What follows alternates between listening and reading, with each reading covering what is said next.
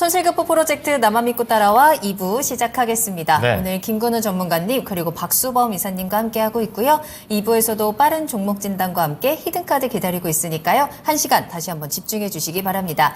종목 상담 원하신다면 종목명, 매수가, 비중 지금 바로 토마토증권통 유튜브 채팅창에 남겨주시고요. 전화 상담 02-325-8200번, 325-8200번으로 전화 주시기 바랍니다. 네, 이 나만 믿고 따라와가 굉장히 생각보다 실시간으로 방송을 하면 여기 출연진들이 정신이 없어요. 맞아요. 뭐 해달라, 뭐 찾아야 되고, 다음 종목 뭐고, 그리고 경제지표 뭐 나오니까 그거 해석해야 맞아요. 되고 막 이런 게 실시간이니까. 있는데. 자, 그렇다 보니까 저희는 1부 때 잠깐 그 GDP에 대한 얘기도 해드렸었고 신규 실업수당 청구 건수에 대한 부분이 나왔었는데 살짝의 좀 미스가 있었어요. 그래가지고 이 부분을 김구루 전문가께서 다시 한번 좀 살짝 수정을 해 주신다고 하니까 그거 듣고서 첫 번째 종목 가보도록 하겠습니다. 네. 전문가님, 예, 고용이 견조했던 거죠. 맞아요. 네. 근데 저는 근데 예상치가 상회했다고 이렇게 순간 착각을 한 건데 그러니까 반대로 생각해야 되거든요. 맞아요. 네. 지금 모멘텀이랑 똑같은 겁니다. 미국 경기가 계속 좋았잖아요.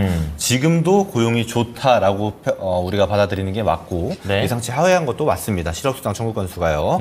그래서 사실 제가 아까 금리의 영향에 대해서 그러면 연준 의원들이 좀 다르게 얘기할 수 있겠는데 이렇게 말씀을 드린 거거든요. 네네. 근데 지금 그냥 모멘텀이 똑같은 것이기 때문에 아마 이렇게 사실 우리가 예상치대로 나온 거라면 아마도 연준 의원들도 비슷한 의견으로 낼 겁니다. 그래서 특별한 지장은 없는 것으로 판단하시면 되겠다라는 말씀 전하도록 하겠습니다. 네. 네. 자, 이렇게 한번 업데이트를 해드리고요. 오늘 종목 들어가 보겠습니다. 자, 첫 번째는 이제 그 네오셈과 관련된 그런 내용을 봐드리겠다 말씀을 좀 드렸었는데요.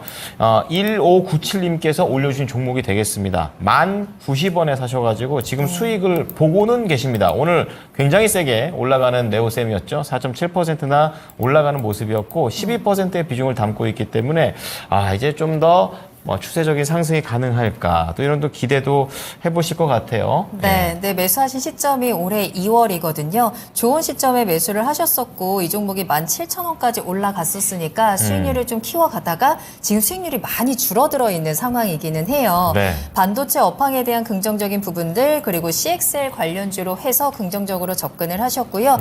이렇게 최근에 좀 주가가 지지부진한데 더 보유하는 게 맞을지 궁금합니다라고 하셨어요. 목표가는 2만 원까지 보고 계시다고 해요. 자, 도달할지 CXL이랑 또 삼성 또 연결돼 있으니까요. 네. 자, 이사님 투자 의견 보유 매도 어떤 겁니까? 네오스에 보유해야죠. 보유. 김건우 전문가는요? 저도 보유입니다. 네, 좋습니다. 다행스럽게 우선 보유는 하시고 이제 목표가가 중요한 그쵸. 겁니다. 맞아요. 자, 그러면 이사님부터 좀 들어보도록 하겠습니다. 네, 네오셈 같은 경우에는 아시다시피 지금 이제 반도체 장비를 만드는 업체입니다. 지금 CXL 관련된 정보로도 좀 묶여 있는 부분들도 있고요. 아무튼 동사 같은 경우에는 좀 SSD 장비 쪽으로 좀 유명하다라고 좀 보시면 됩니다. SSD 장비 같은 경우에는 지금 이제 그 SK 하이닉스도 마찬가지고 지금 삼성전자도 마찬가지고 4세대 SSD의 장비를 이용하고 있는 상황이고요. 최근에 5세대를 만들었습니다. 그렇기 때문에 이 5세대 장비가 앞으로 매출이 많이 좀 나올 것 같아요. 시간이 지날수록 지금 현재 장비 쪽도 미세화 공정에 맞는 장비를 납품이 이루어지고 있다 보니까 그런 부분들에 있어서 5세대 장비가 지금 현재 개발이 되었고 조만간 관련해서 그런 부분들이 좀 매출로 잡힐 것으로 좀 기대를 하고 있기 때문에 동사가 최근에 CXL의 테마로 어떻게 보면 상승 분위기를 좀 가져갔지만 단기 급등을 하긴 했지만 최근 들어서는 조금 조정을 좀 받고 보니까 16,000원까지 올라갔다가 현재 11,810원 오늘 종가를 형성했는데 제가 봤을 때 여기서 더 가져가셔도 저는 좋다라고 말씀드리고 싶고 일단 1차 목표가, 2차 목표가 좀 나눠서 말씀을 좀 드릴게요. 네. 1차 목표가는 일단 좀 15,000원을 좀 말씀을 드리고요. 2차 목표가는 2만 원을 한번 좀 대응해보자라고 말씀드립니다. 그렇게 말씀드린 이유는 워낙 지금 현재 장비주들 같은 경우는 부침성이 좀 강한 부분도 있고 그리고 솔직히 말씀드려서 지금 CXL 관련된 부분들은 제가 그렇게 좀 선호하거나 좋아하지는 않아요. 솔직히 제 개인적으로 분석을 해봤을 때 어차피 지금 이 CXL과 같은 역할을 하고 있는 게 엔비디아 쪽 같은 경우에는 AI 칩에 있어서 그 RV라고 있습니다. CXL과 똑같은 역할을 하고 있어요. 대안이 있어요. 네, 그렇죠. 그러니까 엔비디아는 이미 RV라는 똑같은 시스템으로 지금 현재 작동하는 부분들이 있기 때문에 CXL이 과연 이게 커질 수 있을까? 커지려면 인텔과 최근에 교류를 많이 하고 있지 않습니까? 인텔이라든가 AMD랑 그쪽에 매출이 올라와야 돼요. 그래야지만 CXL 관련 종목들이 더 크게 움직여줄 수 있다. 그러니까 매출이 크게 일어날 수 있다라고 봐야 되는데 워낙 지금 엔비디아가 지금 AI 측으로는 압도적인 점유율을 좀 보여주고 있다 보니까 아무래도 그런 부분들에 있어서는 멀티플을 좀 많이 주기는 좀 어려운 부분들이 있습니다. 하지만 뭐 제가 말씀드렸다시피 지금 뭐 인텔도 가우디 3를 좀 만들어냈고 AMD도 그에 대한 XI 300입니까? 이런 부분들이 이제 그 AI 칩에 대한 관심도도 조금 늘어나고 있기 때문에 실제로 엔비디아도 판매가 잘 되고 있지만 AMD도 없어서 못 팔아요 지금 이제 그 정도의 수준이니까 뭐 그런 부분들을 통해서 아직까지는 그래도 상승 여력은 남아 있다라고 판단하고 있고요. 일단 15,000원까지 주가가 올라오면 반등을 보여주면 그 위치에서 더 상승할지 하락할지 외국인과 기관들의 수급들의 움직임이라든가 그때 시황관이라든가 그때 전체적인 매크로 흐름을 보고 설명을 드리는 게 정확할 것 같습니다. 네, 자 이사님의 투자 기준하고는 잘 맞지는 않는 그런 부분은 있지만 그래도 이 업황 자체를 딱 봤을 때 객관적으로 아직까지는 상승 여력이 있다라는 그런 관점을 말씀해 주셨고 또 원하시는 목표가까지 나오는 것 같아요. 자, 김근우 전문가께서도 보유입니다. 항상 그 반도체 긍정적으로 얘기를 좀 많이 해주시는데 좀 세부적인 근거 들어볼게요. 맞습니다. 일단 이사님이 워낙 설명을 디테일하게 해주셔가지고 SDSD 관련 종목이고요. 중요한 거는 CXL이 되겠죠, 당연히. CXL을 통해서 올라갔고 CXL 모멘텀이 좀 죽으니까 관련 이제 특히 후공정 검사 장비들이 많이 죽었습니다. CXL 관련해서 오킨스 전자도 있었고요, 엑시콘도 있었고요. 물론 엑시콘이 하락한 건 다른 이유가 있었습니다만은. 근데 네오셈 같은 경우는 지금 잘 버티고 있어요. 근데 우리 반대편을 또 볼 필요가 있습니다. 제가 아까 설명드렸던 종목 중에 YC, YIK가 있잖아요. 얘도 CXL입니다. 얘는 되게 잘 가잖아요. 그러니까 어떤 말이냐면 선별적인 반응을 보여줄 겁니다. 근데 중요한 거는 여기서부터 이제 기술적인 분석이 들어가야 돼요. 제가 차트 보면서 좀 설명을 드리겠습니다. 네오셈의 지금 위치가 보면은 이제 10,000원 정도에서 이제 버티고 10,000원대 초반에서 막 엎치락뒤치락 하고 있죠. 근데 중요한 건 뭐냐면 얘가 반등 나올 겁니다. 나올 건데 어디까지 나올 거냐 이런 게 중요한데 저는 이런 자리 되게 좋아해요. 반등 나오는 자리.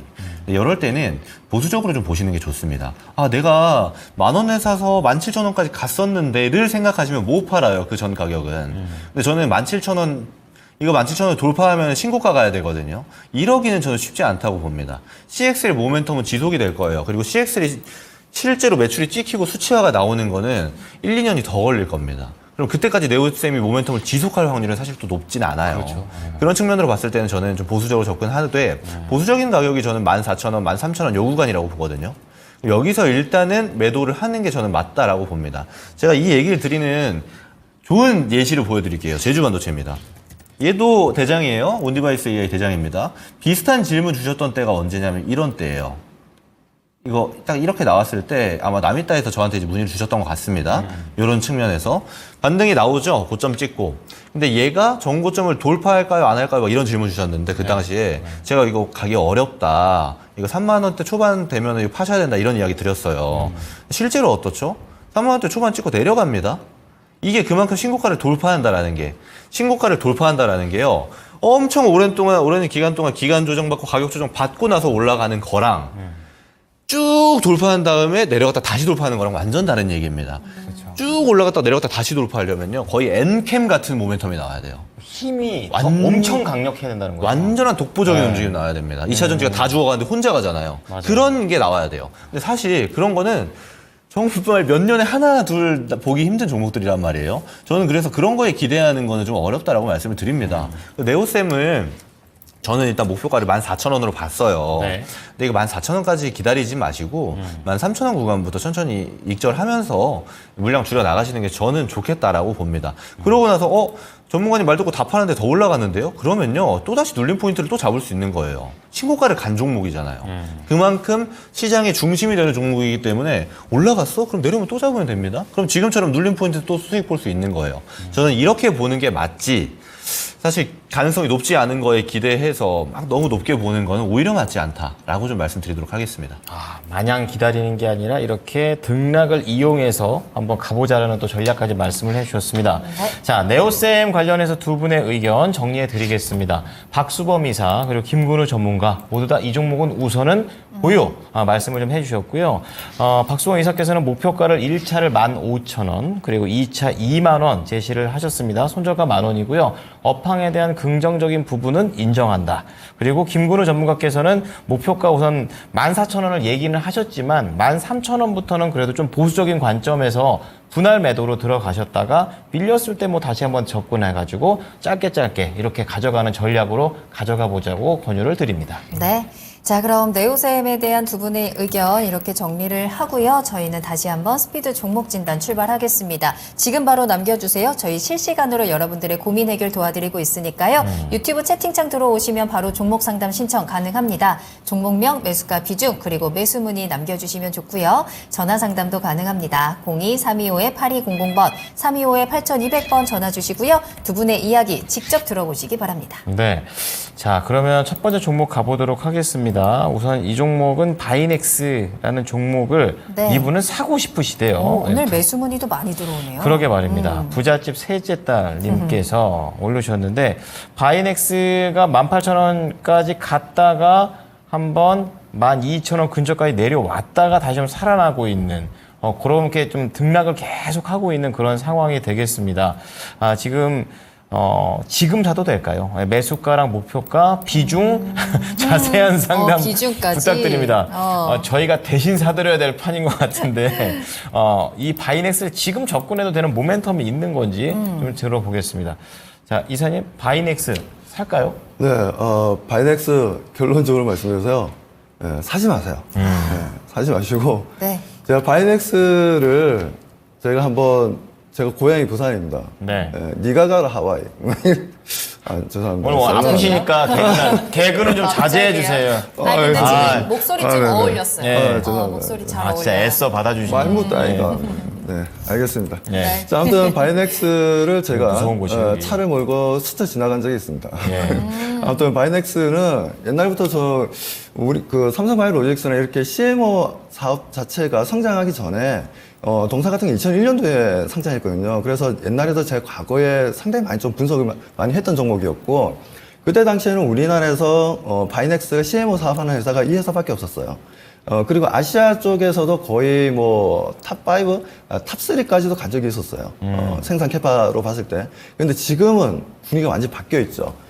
그렇기 때문에 바이넥스보다는 지금 현재 전 세계에서 CMO, 생산 캐파가 가장 큰 삼성 바이오로직스를 그냥 공략하십시오.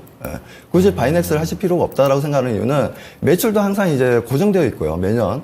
그리고 지금 현재 지금 잠깐 재무적인 부분들 EPS를 좀 잠깐 보게 되면 EPS가 보면 지금 2021년도에 614원이었어요. 2022년도에 402원입니다. 작년에 151원이에요. EPS가 주당 순이익이지 않습니까? 이게 지금 계속 내려가고 있어요. 매출은 큰 변화는 없어요. 매출은 지금 보면 2021년도에 1,300억, 2022년도에 1,500억, 2023년도에 1,500억. 올해도 거의 그 정도 수준에서 끝날 것 같아요. 이익만 주네요, 계속. 그렇죠. 근데 EPS가 점점 나빠진다라는 겁니다. EPS가 나빠진다는 거는 그만큼 장사를 하더라도 돈이 그렇게 안 남는다는 거예요. 네, 그렇죠. 그렇기 때문에 굳이 이런 회사가 차트를 보고 들어가지 마세요, 절대.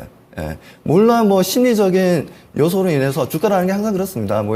이게 심리적인 요소로 올라가는 경우도 있고, 실적이 너무 좋아서 올라가는 경우도 있고, 여러 가지 부분들을 우리가 투자자로서 판단을 현명하게 잘 해야 되는데, 제가 봤을 때는 바이넥스는 아니다라고 보고 있고, 서프라이즈 실적이, 어제였죠. 어제 강하게 나왔던 회사가 삼성바이오로직스였습니다. 삼성바이오로직스 차트를 좀 보도록 하겠습니다. 삼성바이오로직스를 좀 보게 되면 오늘도 주가는 좀 조정을 좀 받긴 했어요. 받긴 했지만 삼성바이오로직스가 실적이 상당히 좀 좋게 나왔습니다. 매출도 긍정적으로 나왔고, 물론 영업이익률이 생각보다는 조금 가이던스보다는 조금 낮게 나왔어요. 근데 별 중요하지는 않습니다. 제가 봤을 때는 작년에 영업이익 1조 원 찍었는데, 지금 이제 자회사 삼성바이오 에피스도 삼성바이오 시밀러를 통해서 지금 현재 매출이 크게 증가하는 추세예요. 그렇다 보니까 아무래도 지금 삼성바이오로직스 같은 경우에는 CMO 사업도 좋고, 거기다 ADC 항암제를 따로 생산할 수 있는 생산 라인도 구축을 해놨고요. 거기에다가 지금 현재 4공장까지 풀가동하고 있고, 지금 5공장 지금 만들고 있고, 그리고 2032년 정도 되면 대략적으로 한 132만 리터입니까? 그 정도로 전 세계에서 뭐 스위스 론자라든가 아니면은 뭐 독일의 뭐 베링거 잉겔하임이라든가 그런 애들 뭐 중국의 우시 바이오 로직스라든가 이런 애들하고는 캐파 차이가 너무 많이 납니다. 생산 캐파 차이가. 그리고 CDMO 쪽으로도 이쪽에서 많은 영업을 글로벌 그 빅파마들하고 많은 영업을 해 나가고 있기 때문에 작년보다 상당히 지금 실적이 저는 긍정적으로 바라보고 있고요. 최소 작년보다 20에서 30% 이상은 나온다라고 저는 보고 있기 때문에 뭐 그런 관점에서 보게 되자면 바이넥스보다 오히려 삼성바이오로직스가 더 매력적이다. 그렇기 때문에 바이넥스 주가가 좀 핸들링하기에 좀 편한 가격대고 그리고 어떻게 뭐 보면은 뭐 차트가 어떻게 좀 상승하는 분위기인 것 같아서 신규 매수하고 싶다라고 말씀하시는 것 같은데 하지 마세요. 하지 마시고 차라리 하고 싶다면 삼성바이오로직스를 꼭 권해드리고 싶습니다. 네.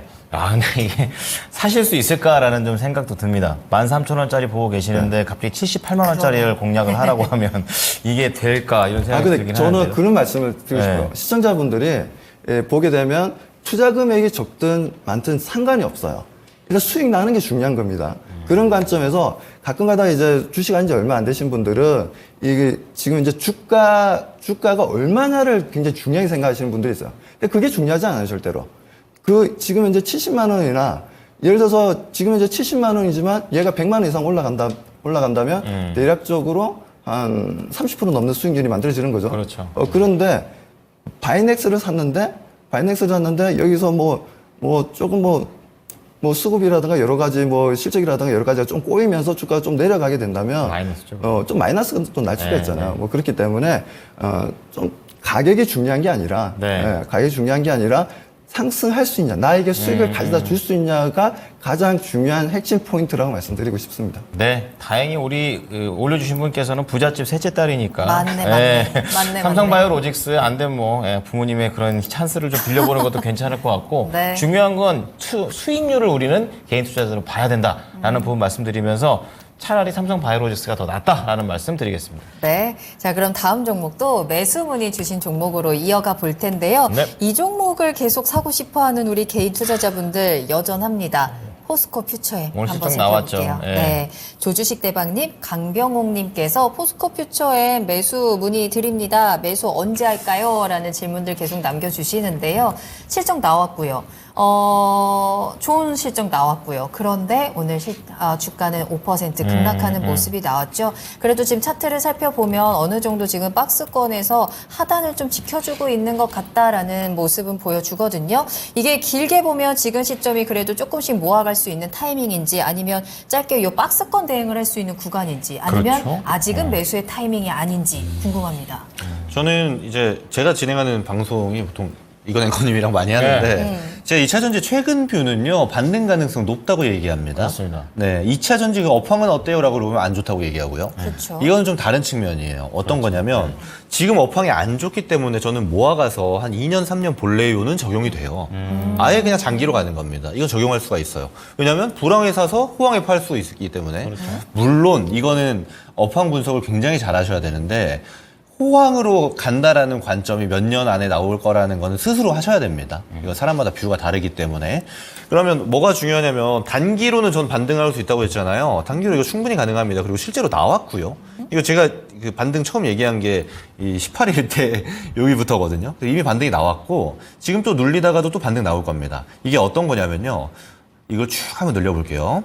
예를 들어서 포스코 퓨처엠이라는 종목이요. 2022년에 96,000원이었습니다. 올라갈 때 보니까 거의 70만 원까지 갔어요. 이걸 보고 전문가님 그럼 저 지금 사가지고 한 80만 원까지 볼게요. 요 얘기를 하시는 거면 안 맞다라는 거예요.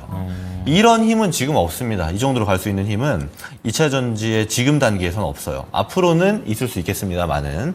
그러면 지금 뷰에서는 어떻게 봐야 되느냐? 한 5% 먹으면 감사합니다 하고 나올 수 있고, 예를 들어서 지금까지는 이제 테슬라의 모멘텀을 따라가고 있잖아요. 테슬라의 반등이 강하게 나오면서 같이 퓨처엠이 올라갔다? 그래서 한 10% 먹었다? 그러면 나올 수 있어야 됩니다. 어떤 말이냐면 트레이딩 뷰로 보시는 게 지금은 굉장히 맞다라고 말씀을 드리는 거예요. 그리고 포스코 퓨처엠은 트레이딩 뷰로 보는 종목 중에서는 굉장히 변동성이 적어요. 천천히 움직인다라는 겁니다. 그래서 저는 괜찮다고 봐요. 지금 테슬라도 바닥권에서 꿈틀꿈틀 거리고 있고 거기서 파생되는 모멘텀이 2차전지 우리한테도 오니까 또 나오고 있는 거고요. 에코프로도 오늘 이제 거래 정지가 풀리게 되면서 네, 강한 변동성을 보여주기도 했는데 2차 전지는 당분간은 이런 흐름 갈 겁니다. 단기적으로 올라갔다 단기적으로 내려갔다 이런 박스권 흐름을 보여줄 텐데 여기에서 뭐 수익을 만들어내는 것도 저는 괜찮은 뷰라고 봅니다. 그래서 매수는 가능하다고 말씀드릴게요. 매수했을 때 좀 가격 전략 조금 더 자세히 알려주실 수 있어요? 이거는 많이 보면 안 됩니다. 저는 예를 들어서 28만 원에 매수를 했다라면요. 30만 원부터는 매도를 할 것 같아요. 그래서 길게 봐봐야 한 35만 원 정도가 될 수 있는, 그러니까 정고점대가 갈 수 있는 이 정도 구간에서 아마 매매를 하지 않을까라고 말씀드리겠습니다. 알겠습니다.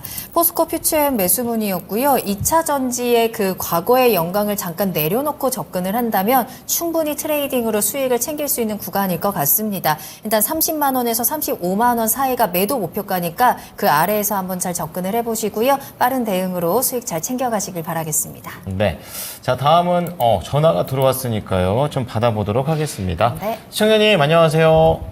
네, 안녕하세요. 수고 네. 많으십니다. 네, 감사합니다. 자, 시청자님 어떤 종목이 궁금하십니까? TNT요. TNT. 요즘 좀 많이 좀 내려오고 있는 그런 분위기네요. 매수가랑 비중은요? 20%고요. 네. 42,000원인데 네. 목표가가 어느 정도 하고 손절가가 어느 정도 가격 전략. 좀 알고 싶어서 전화드렸습니다. 어느 정도를 올라가시는 걸 생각하고 계세요? 사실은 한 47,000원 정도 받는데 네네. 그거 내려가니까 네. 어느 정도 오면은 팔아야 되나 그것도 좀 여쭤볼 거. 알겠습니다. 그때 한 5만 원 이후로 한번 깨진 이후로는 그거 회복하는 게 참 쉽지가 않은 PNT가 되겠습니다. 이사님 좀 연결을 좀 해드릴 테니까 4만 원대 후반대 가격이 가능한지 한번 자세하게 진단 받아보시기 바랍니다. 네, 손절가도요. 네, 알겠습니다. 이사님? 네, 안녕하십니까? 안녕하세요. 수고 많으십니다. 네, 안녕하세요. 네. 최근에 좀 들어가셨나봐요.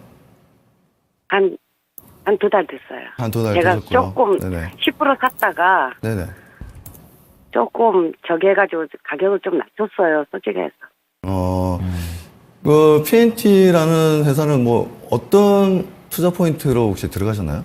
2차 전지 사실은 그거 비싼 걸 살 수가 없어가지고 2차 네네. 전지가 이제 조금 괜찮으시지 많이 내려와서. 않겠냐라고 네. 판단이 하셔가지고. 추천해서 샀는데 네네.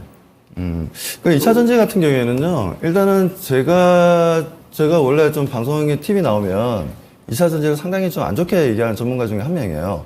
그랬는데, 항상 보고 있습니다. 그런데 저는 최근에 좀 약간 뷰가 좀 바뀌었어요. 이제는 지금 우리가 좀 바라볼 수 있는 여러 가지 긍정적인 이슈가 좀 나와주고 있고요. 뭐 그렇기 때문에 그렇게 빠르게 주가 전환을 하지는 않겠지만 뭐 그래도 좀 상당히 좀 긍정적으로 바라보고 있는 부분들이 있습니다. 그래서 PNT 같은 경우에는 지금 이제 그 2차 전지에 들어가는 이제 양극재라든지 음극재라든지 분리막이라든지 이걸 만들 수 있는 이제 장비를 만드는 업체죠. 장비를 만드는 업체이기도 하고 MLCC라든가 지금 현재 뭐 여러 가지 또 소재를 또 만들어내는 업체이기도 합니다.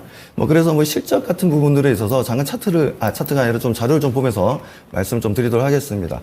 지금 이제 보시면은 2021년도에도 3,700억, 지금 2022년에 4,100억, 2003년도에 5천억을 넘겼어요. 그러니까 매년 지금 매출은 증가하고 있습니다. 그렇다면 우리가 EPS를 좀 보게 되면 EPS가 2,400원에서 2,700원, 3,100원까지 올라왔어요.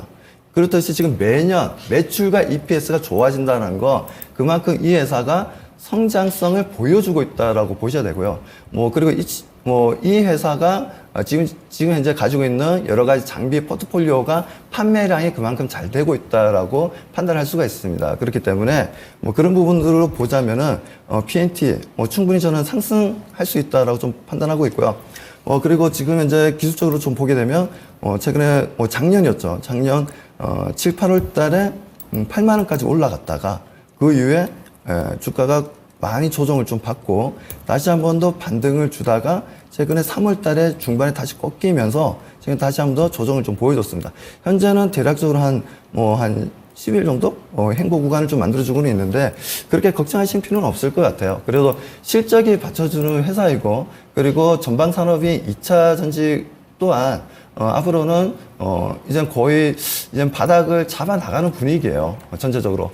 포스코 그룹주도 마찬가지고 에코프로 그룹주들도 마찬가지고 이 두 그룹주들만 바닥에 대한 신호만 조금 만들어진다면 나머지 밑단에 있는 종목들의 움직임들을 좀 긍정적으로 좀 바라볼 수 있다라는 거죠. 그렇기 때문에 뭐 남들 2차 전지 뭐 실적 안 좋다 할 때도 동사는 계속해서 꾸준하게 매출이 증가되었다.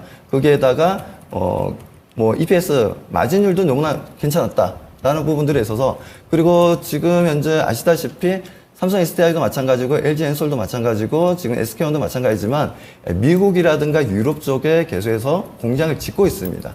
공장을 짓는다는 건 바로 동사의 장비들이 납품이 이루어지고 있다는 거죠. 계속해서 그 완료되는 시점이 대략적으로 한 길게는 프로젝트마다 틀린데 지금 현재 보니까 좀 딜레이된 프로젝트도 좀 있고 하기 때문에 거의 2028년까지는 그래도 꾸준하게 매출을 보여줄 가능성이 상당히 좀 높다라고 판단하고 있습니다. 뭐 그런 관점에서 바라보게 되자면 PNT는 제가 보는 관점에서는 쌍바닥 패턴 관점에서 한번 좀 매수를 해볼 수 있는 자리는 맞다라고 말씀드리고 일단 단기 목표 가격은 일단 5만 원대가 하나의 저항선이 좀 5만 원에서 6만 원 사이가 저항선이 형성될 수 있는 하나의 좀 박스핏 상당 부분이 좀 될 수가 있습니다. 그렇기 때문에 5만 원에서 6만 원 정도 사이에 오면 어느 정도 조금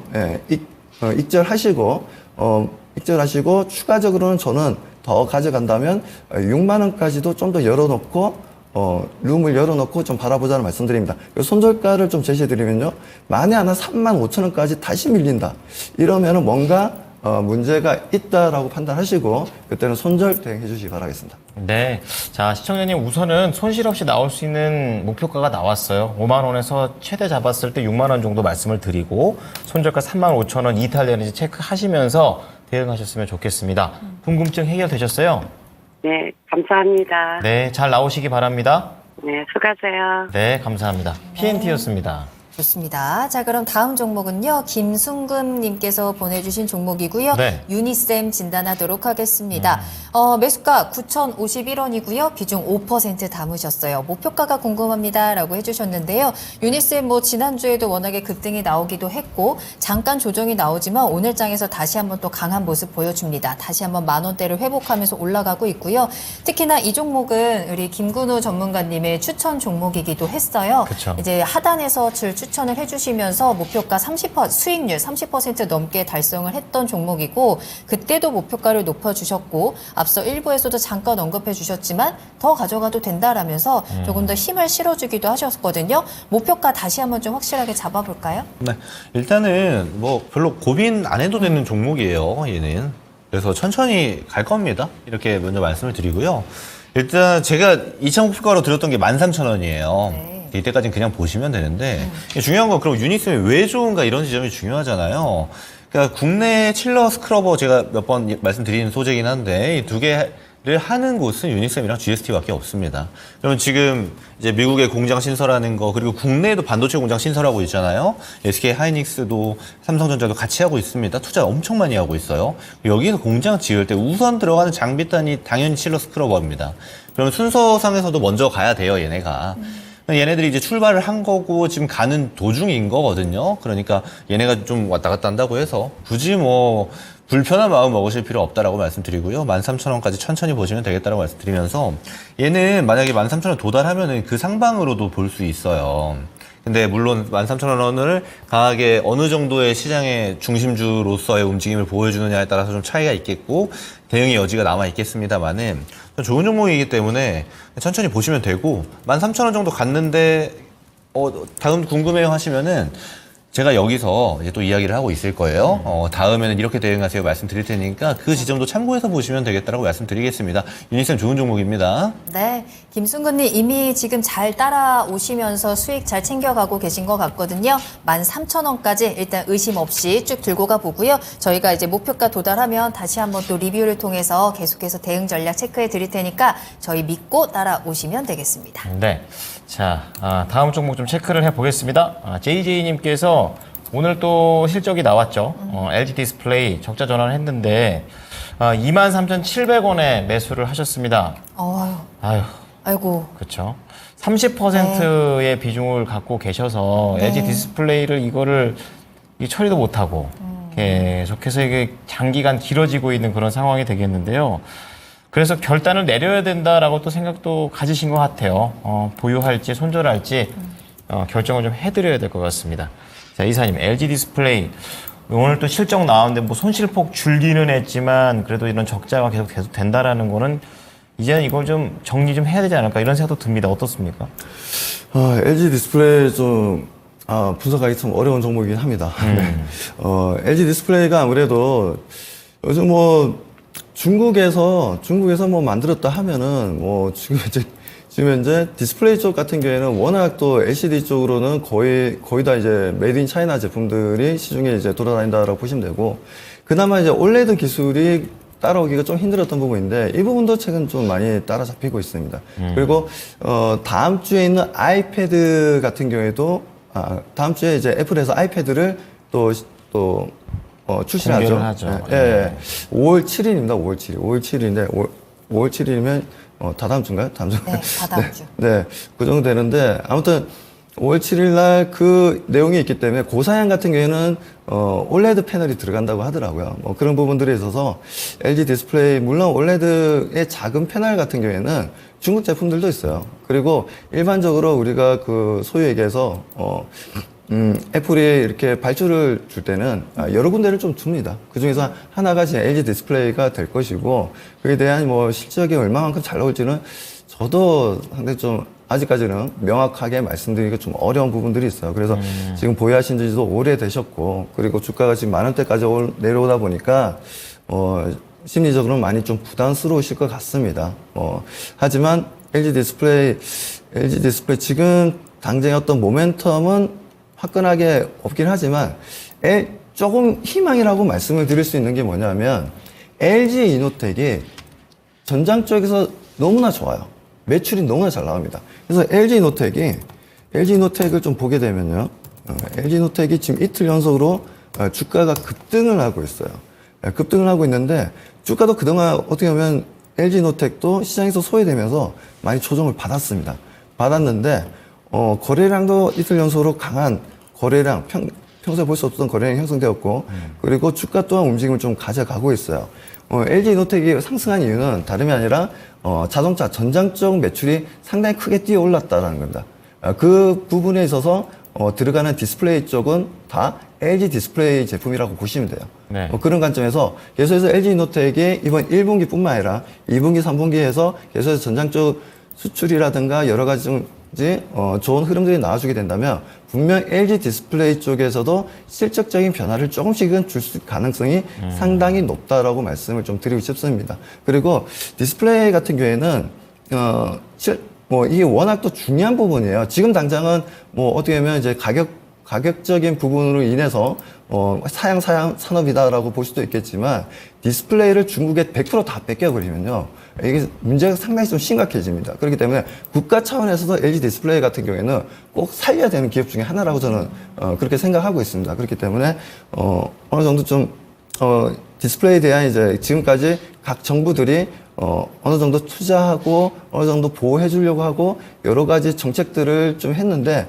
그 결과가 계속해서 좋지 못한 흐름들이 좀 나와주다 보니까 많은 실망감을 가지고 있겠지만 그래도 계속 바라봐야 된다. 그리고 LG 디스플레이 일단 좀 보유를 좀 해보시고요. 보유를 하시고 지금 어차피 손절하기에는 너무 좀 늦은 위치이기도 하기 때문에 일단 흐름들을 좀 지켜보고, 그리고 분기 실적이 어떻게 또 변해갈지, 또 그리고 5월 7일 날 애플에서 올레드 패널이 장착된 최고 사양의 아이패드가 얼마만큼 판매량을 좀 보여줄지를 좀 지켜보면서 데이터가 좀 나오는 걸 보면서 그때 가서 포지션을 어떻게 정할지 아니면 다른 종목으로 교체 매매를 할지 그런 부분들을 좀 고민하면 되시니까요. 일단 5월 7일까지는 그리고 5월 말까지는 일단은 LG 디스플레이 좀 보유를 하셔가지고 좀 더 지켜보자라고 말씀드립니다. 그러면 태블릿 판매량이 좋다면 기술적 반등으로 한 11,000원까지는 가능합니까? 11,000원까지는 지금 현재 11,000원까지는 뭐 지금 상황에서는 뭐 충분히 가능하다라고 좀 보여지고요. 일단은 단기적으로 봤을 때는 좀 더 뭐 물론 지금 이제 LG 디스플레이가 워낙 뭐 실적이 좀 안 좋다 보니까 좀 지지부진하고 좀 소외되어 있고 지금 수급을 보더라도 좀 오늘은 그래도 어제 외국인들 매수가 좀 강하게 들어오긴 들어왔네요. 네. 좀 연기금 물량도 조금 약간 개선되고 있고 투신이 지금 4일 연속 매수를 하고 있네요. 이런 부분도 이제 수급은 좀 변화를 좀 주고 있어서 우리 앵커님이 말씀하신 대로 그 가격 이상은 좀 올라올 것 같아요. 그래서 일단 룸은 한 12,000원까지 한번 좀 열어놔 보죠. 12,000원까지 좀 열어놓고 좀 더 주가의 움직임을 좀 네. 지켜보자고 말씀드립니다. 매도는 당장 안 하시더라도 우선 기술적인 목표가를 좀 말씀을 좀 드리겠습니다. 12,000원이고요. 5월 7일 날 아까 이사님께서 말씀을 해주셨던 애플의 태블릿 판매량 관련해서 긍정적으로 나오길 좀 바라보도록 하겠습니다. 네, 참 어렵네요. 그러네요. LG 디스플레이 네. 힘내시길 바라겠고요. 다음 종목 볼게요. 정프로님께서 대덕전자 신청하셨습니다. 매수가 23,100원이에요. 오늘 종가 딱 맞추신 것 같고요. 비중은 20% 실으셨네요. 진단 부탁드려요 하십니다. 대덕전자도 좀 반등 나오는가 싶다가 다시 한번 좀 가파르게 내려오면서 지금 제자리 찾아가는 모습인데요. 주가가 쉽지가 않네요. 어떻게 대응할까요? 네. 일단 기판 중에서도 대덕전자는요, 이제 매출 비중을 보게 되면 메모리 반도체 단의 고객사들에 가장 많이 팝니다. 과반 이상을 지금 매출 점유를 하고 있어요. 그러니까 반도체 업황이랑 같이 갈 수밖에 없습니다. 그 말은 뭐냐면 얘네가 올라왔던 이슈는 뭐였냐? 디램이랑 낸드 가격 올라오니까 지금까지 숨어있던 레거시 반도체, 메모리 반도체가 쉬고 있다가 막 올라오는 겁니다. 우리도 살아났구나. 사실 그리고 기판 쪽도 당연히 매출이 올라가고 있는 건 사실이고요. 올해 같은 경우, 그러니까 작년에 매출이 워낙 영업이익이 특히 너무 안 좋았기 때문에 올해는 작년보다 훨씬 좋을 거라는 이런 예측이 많아요. 그리고 아마 그럴 가능성도 굉장히 높습니다. 반도체 업황이 살아나고 있으니까요. 근데 중요한 거는 메모리 반도체는 살아났는데 반도체 전반적으로 지금 낙폭을 만들고 있다 보니까 업황은 살아나는데 주가는 좀 내려가는 추세란 말이에요. 그래서 저는 지금 단계에서 대덕전자를 매수하신 가격 보니까 주식을 좀 하시는 분이다라고 좀 말씀을 드리고 싶습니다. 이거 잘 기다리신 거예요. 언제 멈추지를 보신 겁니다. 제가 아까 떨어지는 칼날 말씀드렸잖아요. 네네. 이거 멈추는 걸 잘 봐야 되는데 이 멈추는 적재적소의 타이밍에 잘 들어가셨다라고 저는 보고요. 지금 가격 23,100원보다 좀 밀릴 수 있습니다. 밀리면 좀 더 담으라고 말씀드리려고 했는데 비중이 20%시네요. 그래서 비중은 추가는 하지 마시고 지금 가격부터 이제 상방으로 갈 때 좀 매도를 하시면 되는데 가격 같은 경우는요. 26,000원 가격대 있죠. 26,000원에서 27,000원 가는 가격대, 여기 가격대까지는 빠른 시일 내에 올 수가 있습니다. 여기서부터 천천히 매도 챙겨 나가시는 전략이 좋겠고, 그 위로 가는 거는 이제 반도체 전반적인 수급을 좀 보셔야 돼요. 왜냐면 대덕전자가 반도체 향 매출만 있는 건 아니지만 반도체 매출 비중이 크다 보니까 따라갈 수밖에 없습니다.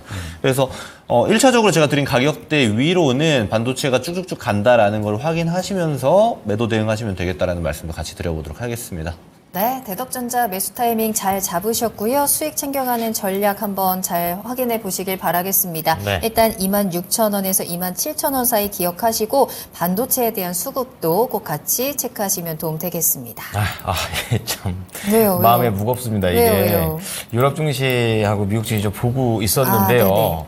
유럽 증시가 실적 기대감, 그러니까 실적에 대한 그런 경계감 이런 것 속에서 좀 하락 출발을 했었는데 앞서 저희가 GDP하고 그 실업수당.